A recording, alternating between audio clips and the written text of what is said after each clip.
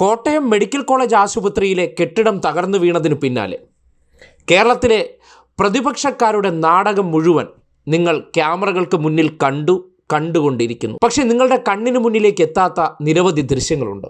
അതിലൊരു ദൃശ്യം കാട്ടിത്തരാം. ഒരു ഹോസ്പിറ്റലിൻ്റെ ഒരു ഭാഗം ഇടിഞ്ഞു വീണാൽ ആദ്യം വേണ്ടത് രക്ഷാപ്രവർത്തനമാണ്. ആ രക്ഷാപ്രവർത്തനം കെട്ടിടം ഇടിഞ്ഞു വീണെടുത്ത് മാത്രമല്ല, അതിന് ഉള്ളിലും നിരവധി പേരുണ്ടായിരുന്നു. അവരെ രക്ഷിക്കാനായിട്ട് പാഞ്ഞു പോകുന്ന ഏതെങ്കിലും യൂത്ത് കോൺഗ്രസ്സുകാരനെയോ മറ്റേതെങ്കിലും രാഷ്ട്രീയ പാർട്ടിക്കാരെ നിങ്ങൾ കണ്ടോ? അത് കാണില്ല. അവിടെയൊന്നും ക്യാമറയും മൈക്കുമില്ലല്ലോ. ഇത് രണ്ടുമുള്ളിടത്തല്ലേ നമ്മുടെ പ്രകടനങ്ങൾ അരങ്ങേറുള്ളൂ. ഈ ദൃശ്യം നോക്കിയേ. കെട്ടിടം ഇടിഞ്ഞു വീണ 3 വാർഡുകളിലെ രോഗികളുണ്ടായിരുന്നു. ആ രോഗികളെ ഉടനടി മറ്റ് സുരക്ഷിത കേന്ദ്രങ്ങളിൽ മാറ്റാൻ ഇവർക്ക് സമയമുണ്ടായിരുന്നില്ല.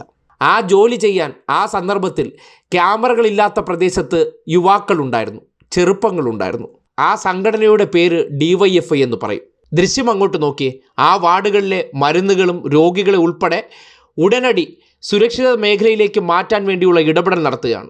അപകടാവസ്ഥ ഒരുപക്ഷെ ഉണ്ടാവുകയാണെങ്കിൽ അതിനു വേണ്ടിയുള്ള മുന്നൊരുക്കം.